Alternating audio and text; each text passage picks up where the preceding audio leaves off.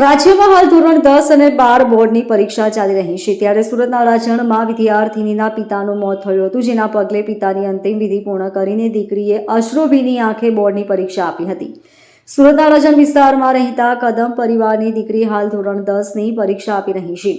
જો કે વિદ્યાર્થિનીના પિતા પ્રકાશભાઈનું ગુરુવારે રાત્રે અચાનક મોત નીપજ્યું હતું. પરિણામે પરિવારમાં શોકની લાગણી છવાઈ ગઈ છે. જો કે પિતાની અંતિમ વિધિ પૂર્ણ કરીને પુત્રીએ પરીક્ષા આપી પરીક્ષા ધર્મ નિભાવ્યો હતો.